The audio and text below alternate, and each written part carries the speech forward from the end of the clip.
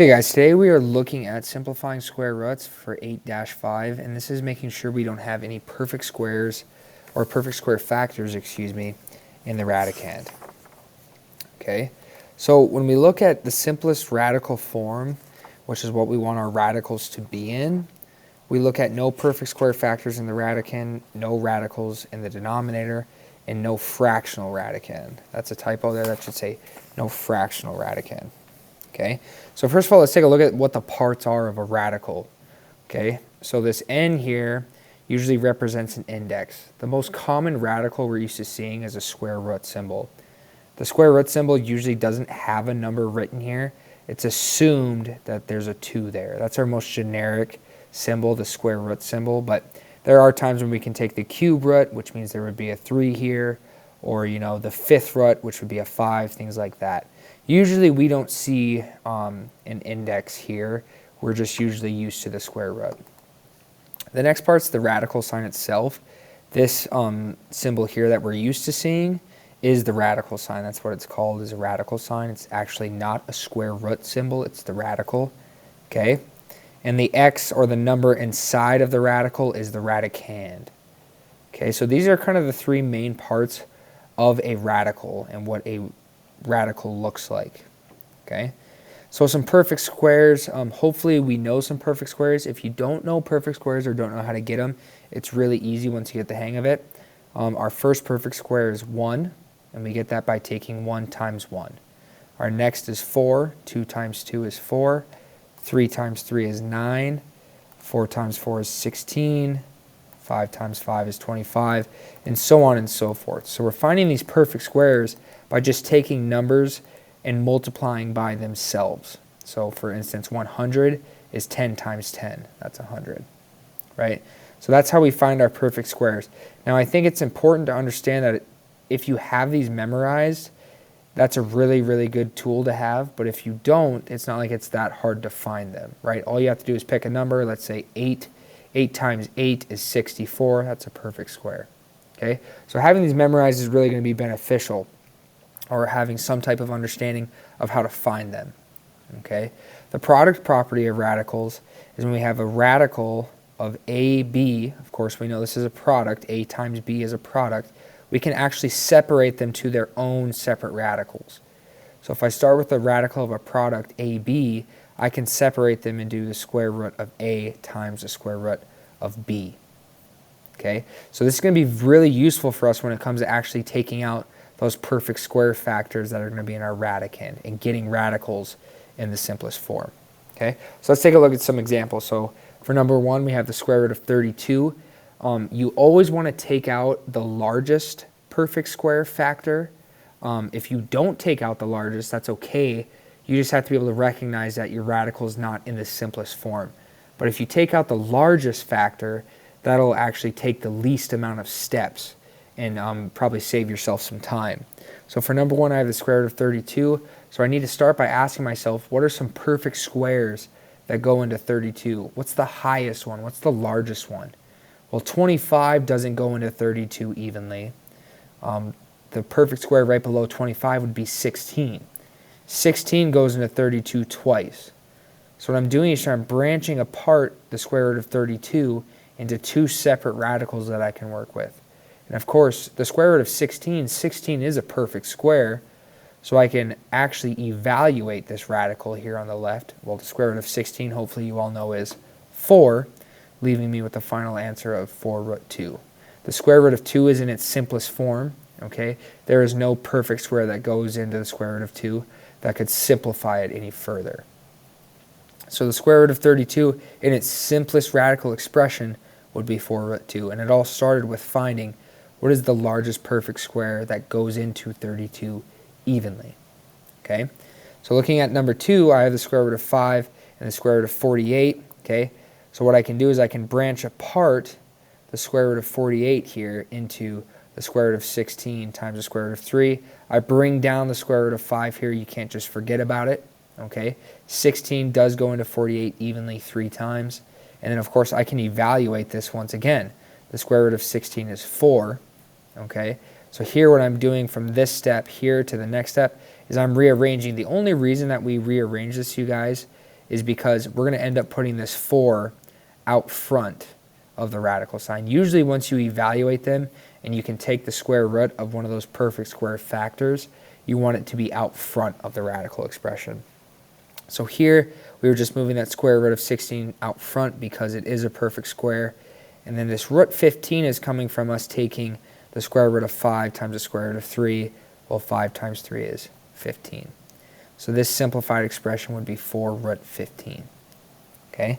Similarly with 3 here, we want to take a look at it and see if we can take out any perfect square factors. Well, with 8, we can take out a factor of, it looks like this one we're going to combine first.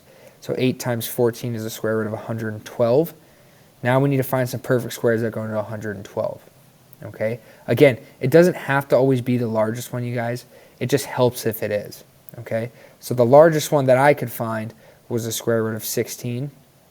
So 16 was a popular perfect square here for us in these first 3 problems. It's not always going to be 16, but in this case, all 3 that we ended up simplifying, 16 ended up going into. Okay. So the square root of 16 times the square root of 7 gets us 112. And of course, I can evaluate the square root of 16 to 4 once again. So I would have 4 root 7 here. So again, just to be clear, even though we use the square root of 16 all 3 times here, it doesn't mean it's always going to be 16. It could be 25. It could be 36. Things like that. Okay. So there's our first 3. Let's take a look at our next 3, 4, 5, and 6 here. For 4, I have the square root of 24 over 27. What I want to do first with this problem is actually simplify my fraction first. So if I reduce this fraction, it actually reduces down to 8 over 9. So I would have the square root of 8 over 9. And then I can work from there. Okay. If I take the square root of 8, I know that 4 is a perfect square that goes into 8. Okay. So I would end up breaking apart the square root of 8 into square root of 4 times the square root of 2. Well, the square root of 4 is positive 2, so 2 root 2 is where I'm getting that from. Over 9, well, the square root of 9 is 3. So my final simplified expression here would be 2 root 2 over 3. And again, what we're going to do here is we end up treating the numerator and denominator as separate parts. Okay, so look at number 5. Number 5, I have the negative square root of 500. Okay, so I need to find a perfect square, a large perfect square that goes into 500. Okay, hopefully we know that 100 can go into 500 evenly. Notice how I'm still bringing this negative sign with me. We can't just forget about it. Okay, but negative 1, the square root of 100 times the square root of 5, of course, would give me 500, and I can evaluate this radical here because the square root of 100 is 10. So I'd have negative 10 root 5. Okay, so it's all about looking at it from the angle where you can identify the perfect square that goes into the radicand. Okay, so for this one I have 5 times the square root of 432. So we need to find the largest perfect square that goes into 432. And 144 is the largest. So I'd have 5 times the square root of 144 times the square root of 3. Okay, so the square root of 144, I know I can evaluate to 12. So I'd have 5 times 12 root 3. And in this case, we can actually multiply our numbers, or our regular numbers, in integers outside of the radical here. So 5 times 12 would give me 60 root 3. Okay, there's lots of different steps that we can take here in order to simplify these different radicals. Okay, and this is truly only the first part of it, because when we look at the second part of our lesson today, it's going to be simplifying variables that are underneath a radical. Okay, so let's take a look at that now. The even powers means that a variable is raised to an even number. These are the really nice ones to deal with when it comes to variables and radicals. Okay. For instance, x to the 4th, I need to ask myself, what times itself twice would give me x to the 4th? Well, x squared would. If I replace this question mark here with x squared, I would have x squared all raised to the 2nd power, and we know by our power to power rules, 2 times 2, we would multiply exponents, would give me 4. Okay. Similarly, with the square root of x to the 16th, I would say, okay, well, what can I multiply by itself twice to get x to the 16th? And I would say, well, x to the 8th. Because x to the 8th here would give me 8 times 2, which would give me 16. So really, similarly with the last one, which is x to the fifth, what you can do with even powers is you can half the exponent, but it has to be an even power. So the square root of x to the fourth, half of 4 is 2. The square root of x to the 16th, half of 16 is 8. The square root of x to the 10th, half of 10 is 5.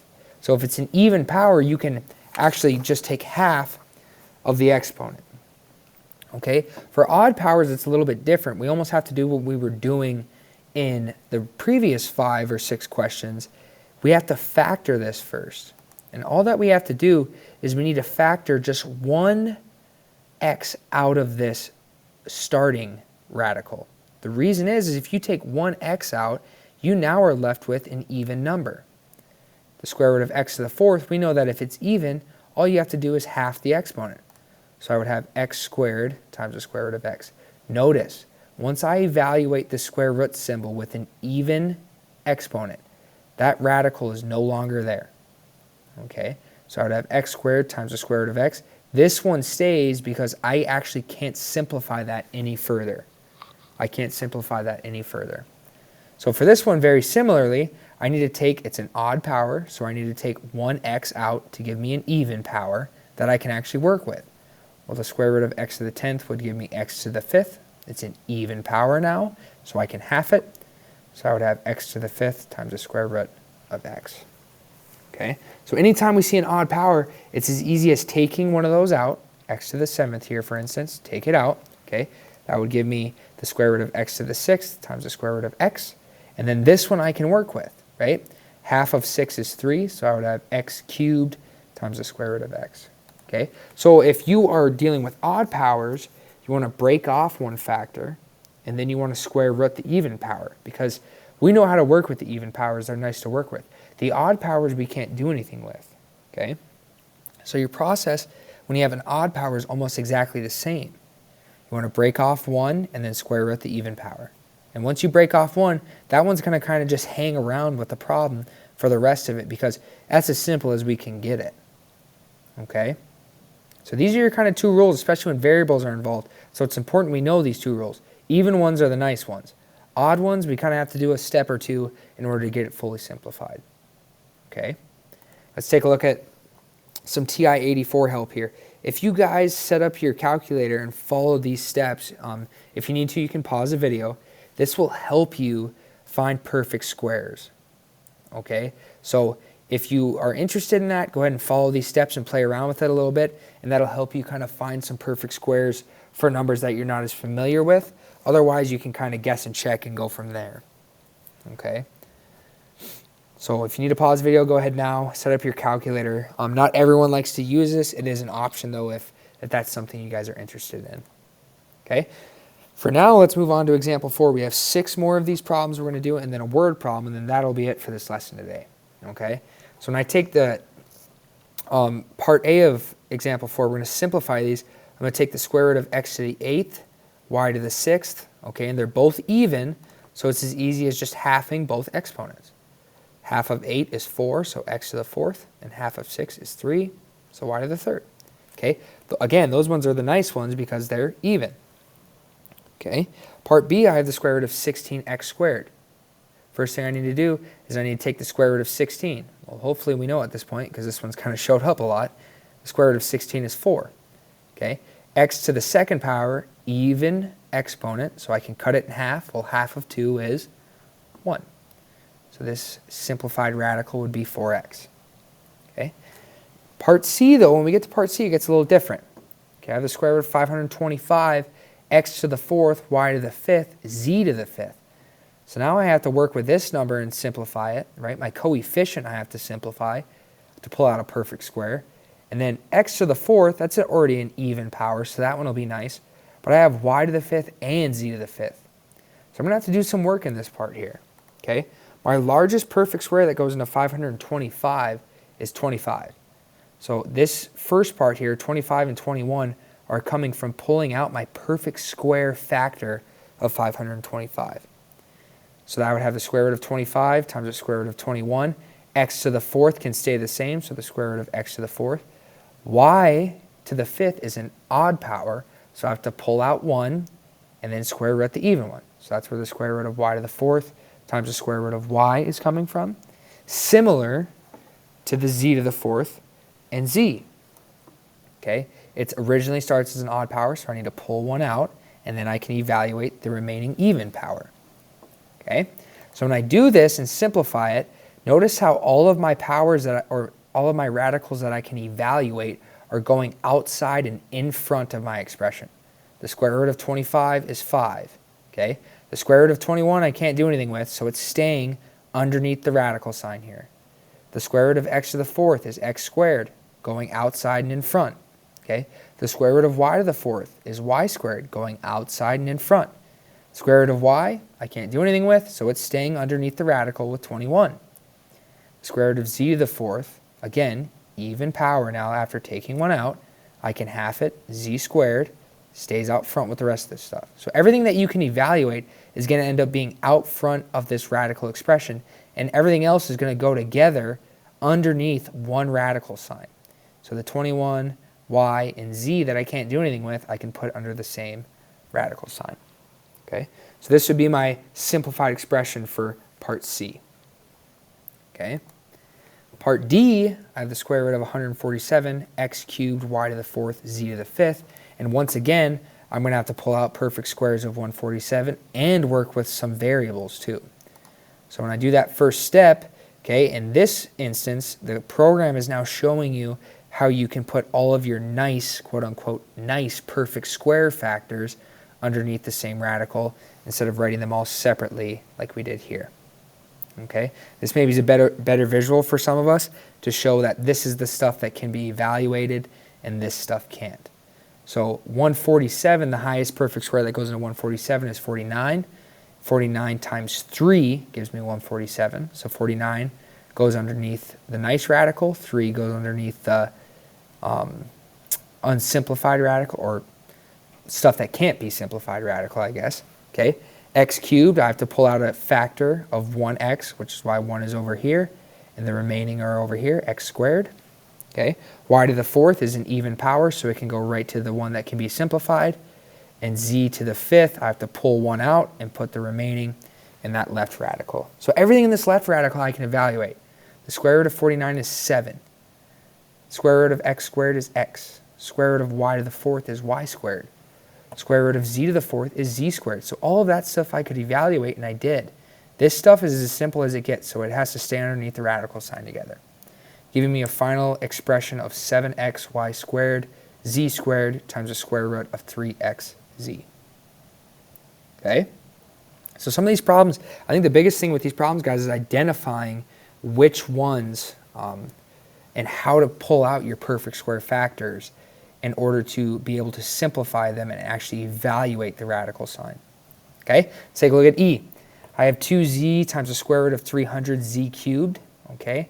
So 2z is going to stay out front, and again, this is my radical here that can be evaluated. 100 is a perfect square that goes into 300. It goes into it 3 times.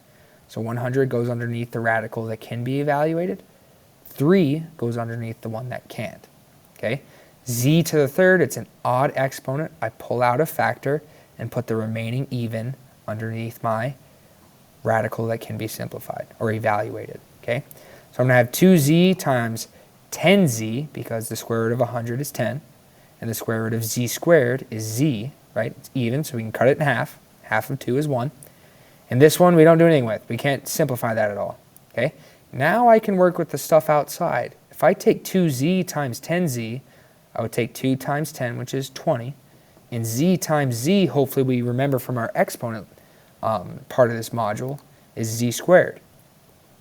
So I would have 20z squared times the square root of 3z as my final simplified expression. Okay? Looking at F, the last problem before the word problem here. I have 5y cubed times the square root of 432xy to the 7th. Okay, 5y cubed is going to stay out front. 432, the highest perfect square factor that goes into 432 is 144, and it goes into it 3 times. Okay, x, this solo x, I can't pull out a factor and still have even exponents remaining, so it's just going to go straight in to my other radical. Okay, y to the 7th, though, I can pull one out and put the remaining even in this radical. So I would have 5y cubed times the square root of 144 is 12, and the square root of y to the 6th is y to the cubed, or y to the 3rd, sorry, times 3x, the square root of 3xy. Now this stuff out here I can combine, right? 5 times 12 is going to give me 60, and y cubed times y cubed is going to give me y to the 6th power. So I have 60 y to the 6th times the square root of 3xy, right? This one, notice how it does not change throughout the whole thing here. Similar through all three of these problems. Once we got this radical here that we knew could not be simplified, it just kind of comes along for the ride. Okay? Hopefully that makes a little bit of sense. If not, feel free to rewind or pause and take a look at that. Okay? Let's take a look at our word problem here, finance. Sarah uses an online calculator to determine how much interest she would, I'm assuming that's supposed to be a cure.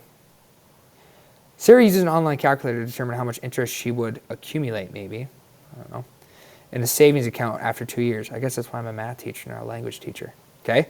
She plans to invest $750, and the calculator determines that she could have $780 after 2 years. She can find the interest rate R of the savings account by using the formula R equals the square root of A over P minus 1, where A is the amount after 2 years and P is the initial investment. What is the interest rate? So we need to set this up, right? And we do that by saying R is equal to the square root of A over P. Well, A is the amount after 2 years. And the calculator determined that she could have $780 after 2 years. And P is the initial investment, which is $750. So I'd plug those numbers in. R is equal to the square root of 780 over 750 minus 1. And the first thing I want to do is reduce that as much as I can. So R is equal to the square root of 26 over 25 minus 1. Hopefully remember a problem like this earlier where we can actually split these apart into a square root of 26 in the numerator over the square root of 25 in the denominator. Okay, so I'd have R is equal to the square root of 26 over the square root of 25 minus 1. Of course, we all know that 5 is a perfect square. So I'd have R is equal to the square root of 26 over 5 minus 1. 26 has no perfect square factors that go into it. So that's as simple as that gets too. So all I need to do now is put this in my calculator and see what I get. Well, R is about equal to 0.02. Remember, interest rates are usually given in percentages. So hopefully maybe we remember how to convert this decimal to a percentage. We do it by multiplying by 100 to get the percent. So this decimal is actually going to move 2 spots to the right, giving me an interest rate of approximately 2%.